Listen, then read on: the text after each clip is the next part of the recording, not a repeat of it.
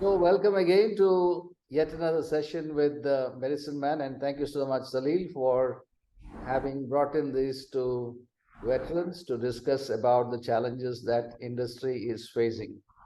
So, without much ado, I will just go to the first question to Jay.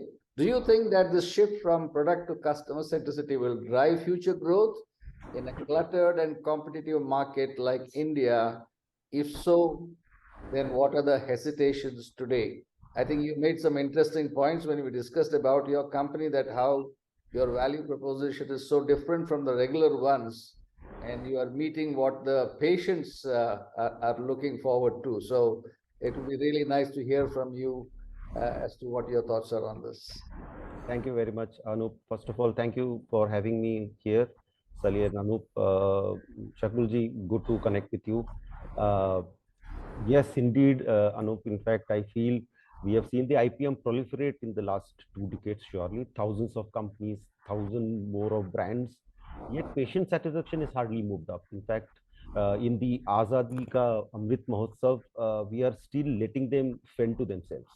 I don't think they are really anywhere better off now than earlier. Uh, Compliance is abysmally low across therapies. I mean, even a serious therapy like an oncology or metabolics, everywhere is the same. Pediatrics, you name it, nobody is compliant to medicines. But then you look at the FMCG snack category, for example, there are just too many junk options and products which are clearly not good for us, and we love them. I think it's all about the experience finally. I think, do we really even understand the consumer better? And I think FMCG does it very well. Quite a few of those players do. While there also, there is a lot of competitive dynamics happening. To me, what has really happened is, people have just resigned to the competitive play. There is too much of cloning here. Everybody is just looking at each other and doing their competitive mapping and saying, hey, we are not good here, so let me also become like them. And after some time, we are a flock of sheep. Nobody knows which company is that sheep from. We all look so similar in the way we do, and so difficult for the prescriber to even understand us. So there is just relentless augmentation, but very incremental in nature. I mean, everybody is just doing the same. Uh, I think we must start looking beyond the physician. The physician is the center point of everything, but then we have to include other stakeholders like patients, caregivers, pharmacies, purchase in charges, even insurance for high-end products. I mean, these are very important stakeholders, and we cannot but look at them. Customer journey is the starting point, obviously. For breaking the clutter, you will get your insights only there. You will actually understand where, when you map the journey, who are the right stakeholders for your brand. But I think the hesitation is all about just being, just continuing what is there. But I think it's high time we do it now, because otherwise we will find it very tough to grow. Many companies will find it difficult otherwise. Great, that's wonderful perspective.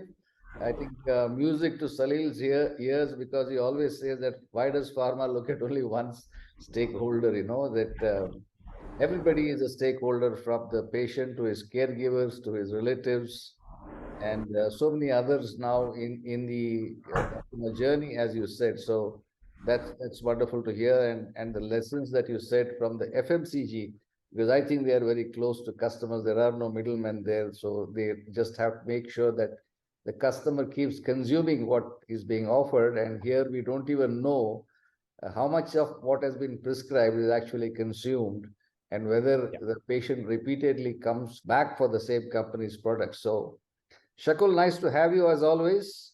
Thank you very much. And let me ask this, that most other industries, as Jay just said, are developing digital first approaches. They've realized that their competitive advantage comes from customer focus.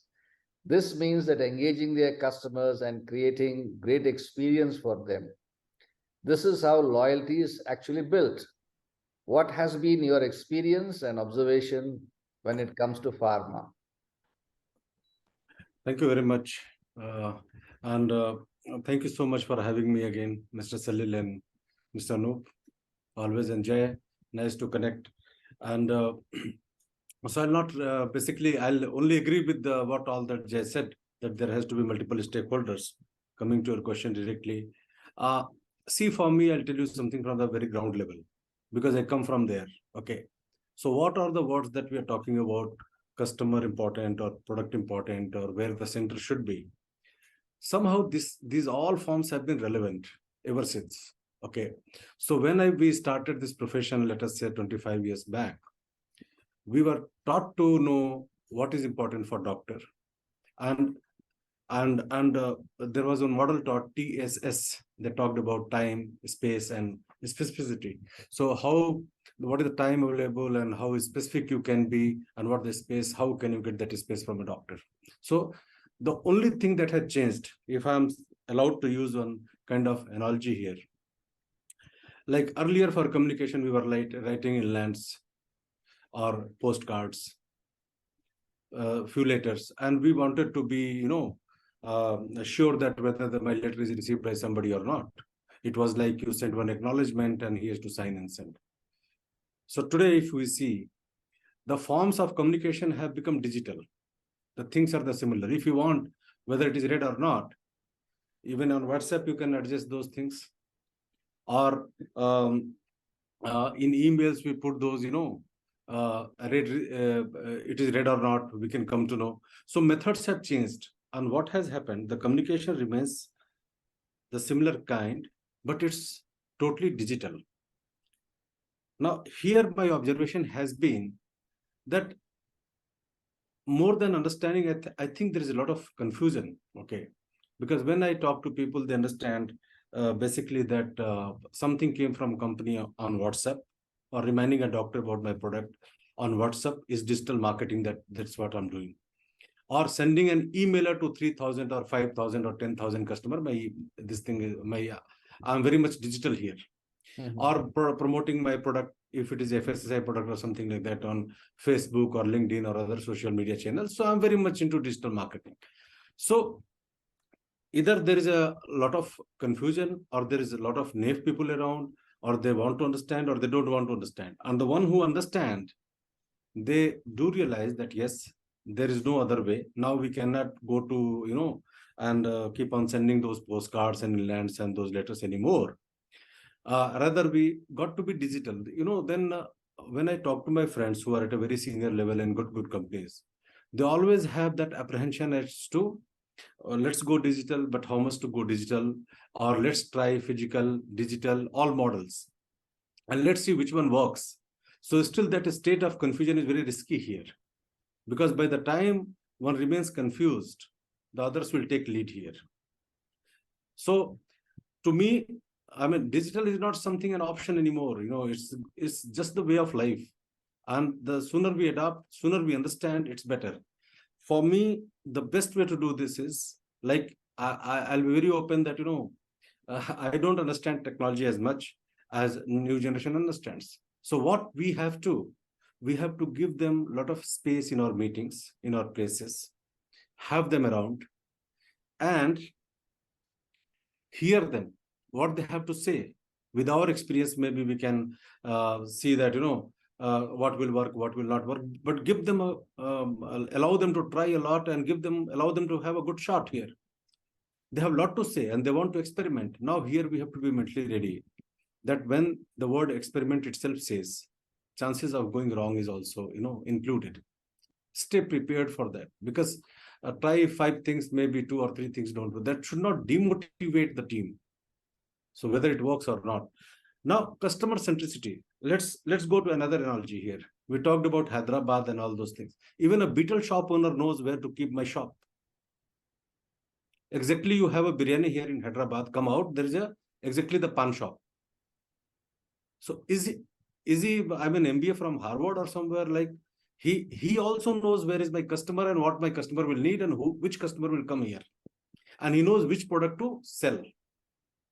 So that now there are digital forms available, to find out what we were doing maybe physically earlier, that what doctor will like, whether he likes even his personal needs, personal interest, like he needs cricket or he likes music or what. And that is what we used to discuss initially to trigger a discussion around. Those days distractions were less. Now if you see the distraction, like those days hardly a phone call will come on a landline. These days doctor is busy with several other things, several patients, several online consultations, mobile ringing, WhatsApp message coming, several emails coming, etc., etc. In that case, if like one is not specific to the message and what doctor wants, so not only product but the need there. So if he needs information about a particular product in a particular way, that is what one has to identify. And we cannot ignore customers today. They want to be more aware about their disease, the medicine they're being prescribed, the conditions around that, the physicians, which physician they need to approach, the reviews are seen before approaching a physician. So everything, a chemist or distributor per se, or as Jay said, one very good point, insurance companies, why not? To me, the customer centricity and also the product, being product is specific to a customer, digital tools can help us a lot. And that's going to be the only way to succeed further. There's no other way. Great, thank you. Good to hear that. So, Salil, you have heard two of our industry friends speak their minds. I think Jay made something very important that it's more than the patient or the doctor. Even the caregivers are important. And I realize that that when it comes to compliance, if the husband is diabetic, the wife may play a much bigger role in making sure that not only he takes his medicines, but also that his diet is something that will not contribute to his sugar levels going up. So, and Circle added to that is that we have multiple tools now. It's like you can send regularly a nice postcard, which is a digital postcard with a picture, which tells her how to take better care of him. What are your thoughts when you listen to, relatively, I think the industry has moved forward in terms of digital using, but as Shakul rightly said, for those who were in the 80s, it might be who are more used to the inland letters and postcards, might be very difficult to take into instant messaging and things like that. Your thoughts, Salil? Yeah, so I think wonderful points that both Shakul and Jay have put up, and I am in complete agreement with them. So I'll kind of put that in a bit of a perspective so that it kind of adds context to your chat further, right? So I completely agree with Shakul where he says that at the ground level people are intuitively aware of the fact that customer centricity is important, right? Because like he gave the example of the pawn shop who knows where to locate his shop. He talks about you don't need an MBA or some further education or something, and I think that's really very true in pharma as well, because our field colleagues have a wonderful understanding of what their customers want and desire, and they serve them accordingly.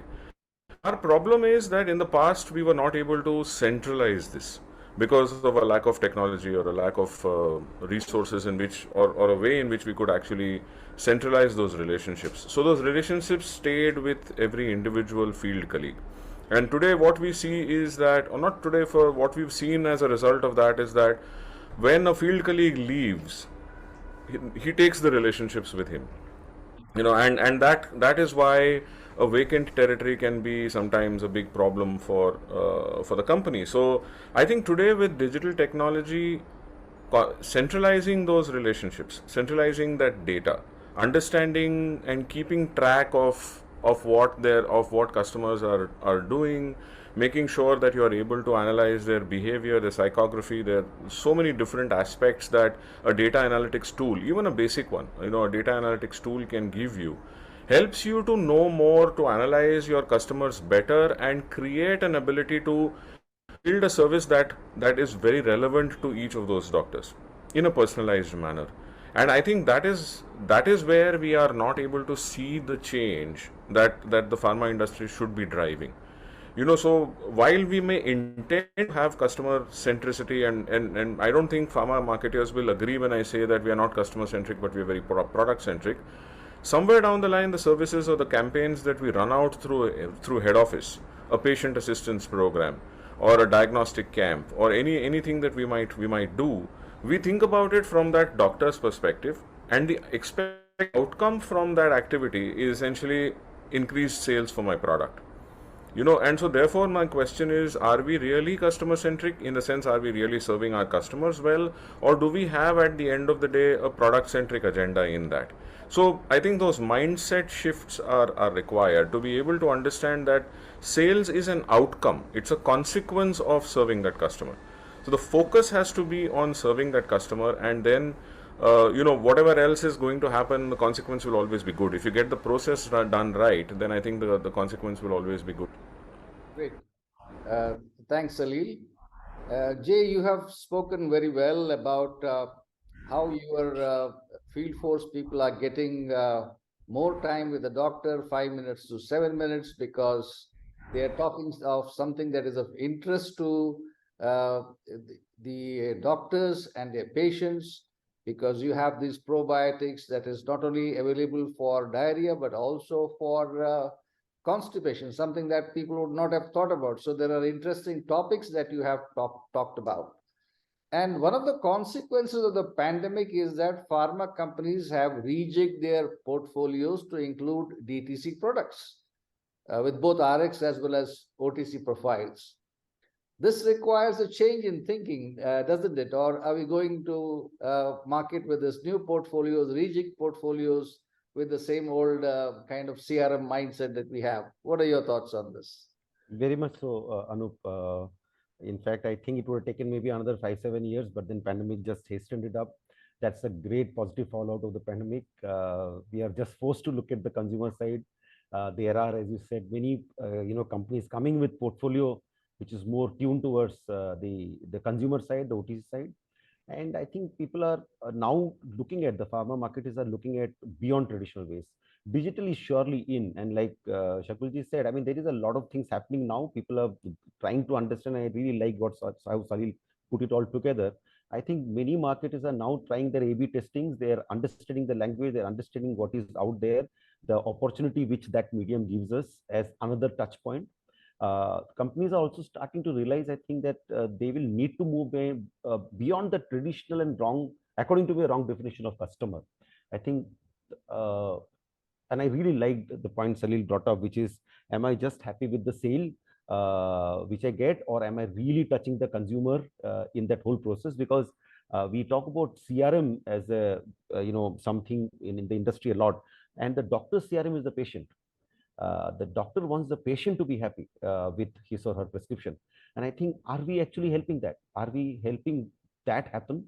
Are we actually doing what the industry is supposed to do in terms of assisting the doctor manage a condition?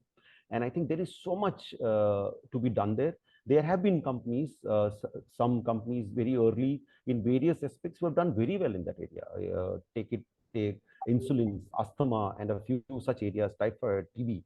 I mean, I think there have been some great organizations and great work which has been done, but it's not as much. I mean, they are still case studies. Unfortunately, when you look back, you still go back to those 20-year-old case studies and nothing new to talk about. And I think the pandemic has just made it all, it's fastened everything. And I think the product today the product is very important. I don't think we are ever talking about or, it's and. So product will have its value only if we widen its value proposition to all stakeholders. Are we doing that, or we just just the my what do you call my positioning?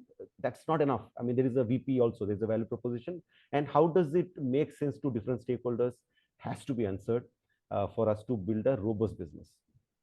Great. I think you have made a very, very important point that the doctor has his own CRM, that is his patient satisfaction. While pharma would like to retain a doctor on their CRM program, if the retain the doctor on the CRM program, if the doctor fails to have the same patients or a good number of patients on his CRM program, whereby they keep coming back to him, then I think it really will not work. I was just reading about a Twitter post just today morning, where one of the leading cardiologists in Mangalore shares about an intimate moment with the patient. She has been his patient for 20 years, and she's making some sign language and trying to make him understand that she wants to see her son in Rome, very badly. And then Dr. Padmanabh Kamath, he facilitates this phone call with the son. And he says, a few minutes later, she passes away peacefully smiling. So, we really don't know to what extent the doctor is going out of his way to build, confidence and trust and relationship with his patients.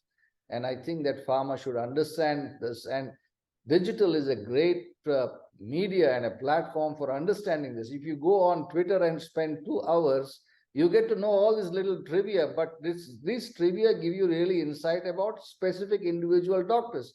Now imagine if a rep were to go and tell Dr. Padmanabh Kamath that I saw this post of yours, doc. It is something really touching that you have shared. And I think that doctor will be more interested to spend time and take interest with that rep or whoever from the company is meeting with that. So very, very well made points, Jay. I hope these are really useful to our pharma friends. Shakul, I want you to focus on the survey that Medicine Man ran on LinkedIn. I'll in a moment share that survey on screen. While most of the respondents agreed that their products rarely interested their customers, they didn't know what else to promote except their products. They felt updating the customers about their products is their only job. While this may be true for doctors, do you think pharma must redefine the term customer and make it broader? And when it does, will this still hold? So let me quickly share the survey for your benefit. So we asked, in the digital world, customer engagement is most important to ensure success. Yet we can't move away from the product to the customer centricity. Why? So you can see that, the obsession of pharma with their products very clearly. They're very emphatic in saying that customers want my product updates.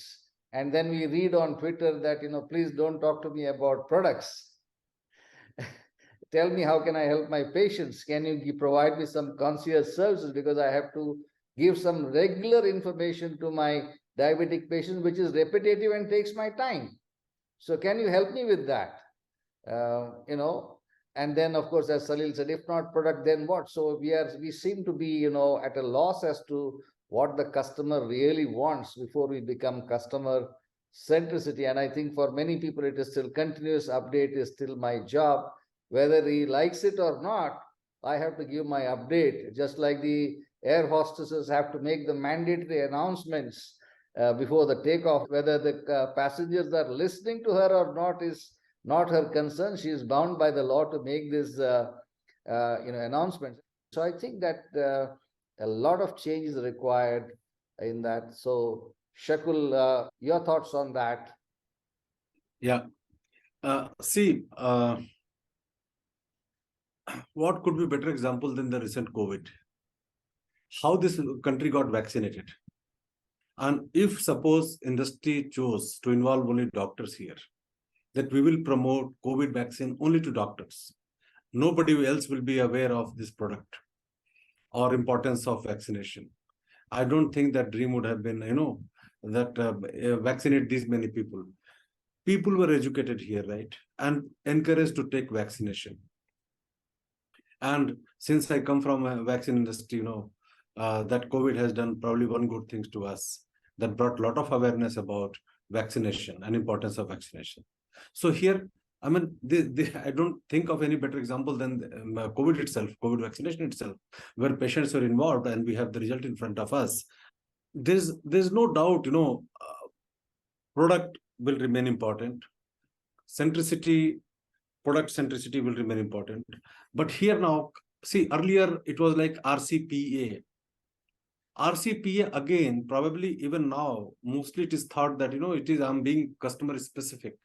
That not customer specific again. That's again product specific to me. So what customer needs. And one more thing I would add here, one thing I realized, there is a lot of rush in people to kind of promote and understand the product, our customer less. Reason could be whatever. One reason I find very, low level of knowledge among the people who promote doctors. One has to understand here that, ours is the only profession where customers are better educated than us. So the knowledge level about the product or about the customer has to be at least at par or probably better. So if I'm promoting a product, let us say a cephalosporin, I should know my product in detail. I really get a lot of disappointment when I interview today people, even B Pharmacy, gold medalists or toppers, and they lack in basic science. With that kind of knowledge, how they're going to understand the product itself or how they're going to understand the customer need is my real worry. Because unless we understand that, and unless we retrieve the data that where, and I had good interaction with Dokri, and we worked for some time on a couple of things, and he realized the traction of data is awesome. Okay, so I come to know that, okay, my doctor is interested where and for what, and I feed that customer with that specific information, and that is what arouses his interest in me and then in my product. Otherwise, it's just like random firing. It may hit the target or may not hit the target. And that once we enter in that space of trying to understand a doctor's need or doctor's interest, it could be scientific, it could be to the product, it could be to the safety or whatever. We realize that, that's pretty cluttered. So how do we narrow down that? So the only tool, that cannot be done physically. To me, no, that's just impossible. Because that evaporates very fast. The shift that happens from like pages to pages or information to information is very fast. So unless that density of that thought or density of that question or that curiosity is not populated in a particular folder or forum or a file, and that is decoded to the medical representative or the pharma professional, that yes, this is what it is required to be addressed here in this case. And then you go and hit there, it will work. Great. Good to hear that from you, Shakul. And Salil, I'll finally leave it to you that you are the one who created the poll. What are your readings of the poll and your concluding remarks on this session?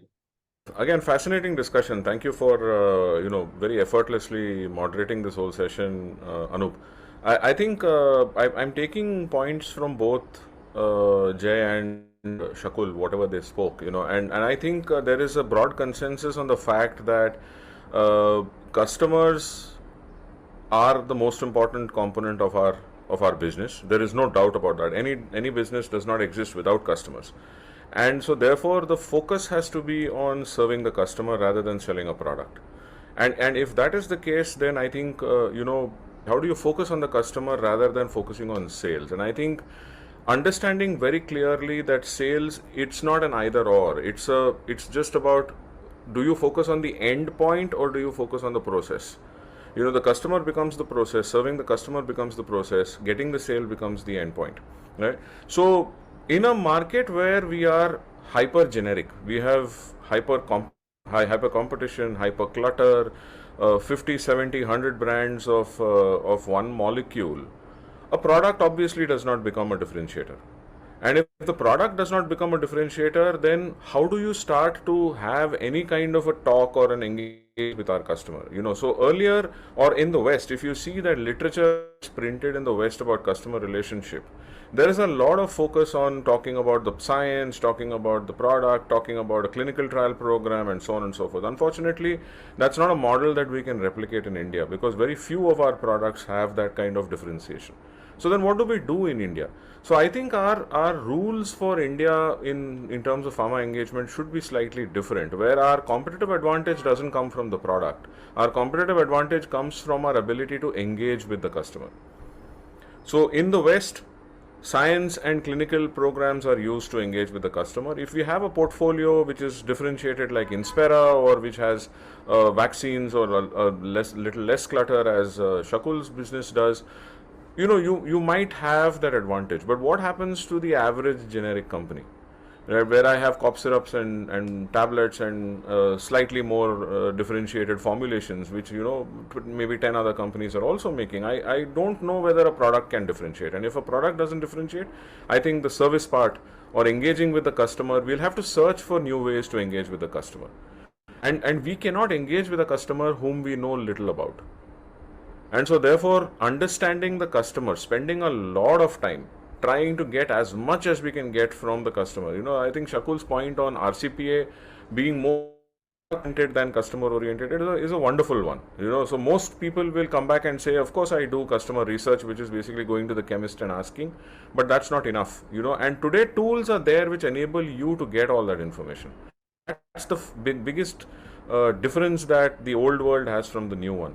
You have a lot of things like closed loop marketing platforms and data tracking platforms and all of that. So data is basically the currency, right? And the more you are able to get that data about almost anything about that, what your customer does will essentially help you to serve and engage your customer better. And when you engage your customer better, the focus or the sustainability of that competitive advantage will have to be the experience that you create. And consistently, because this is a tricky game. And I think one of the reasons why most companies are not getting into this is because it's a tricky game to get into the services business. Because the customer constantly raises the bar. You've got one delight, that delight becomes hygiene. The next time you have to do better. You have to keep on doing better. And so over a period of time, what we see is people or companies which are able to adapt to this game, constantly innovate on their customer engagement strategy, bring better services, bring better ways in which they can engage with them, understand the relevance, what is relevant to them, use your data analytical capabilities in such a way that you are able to identify those pain points for the customers which your competitor can't, and then use that to serve those customers. I think that's where the experience gets built.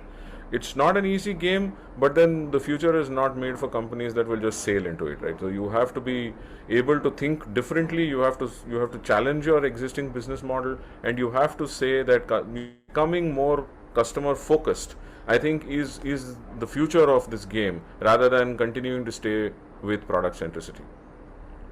Great. So thank you, Salil, thank you, Jay, and thank you, Shakul, for taking your valuable time and coming with all those insights and experience that you shared. And as Salil said earlier, that's what Medicine Man tries to do, is for the young brand managers, young sales people, to get them to listen to actually who are practicing and doing it, and from their experiences learn, get encouraged and inspired. So thank you all very much for this time, and have a great evening.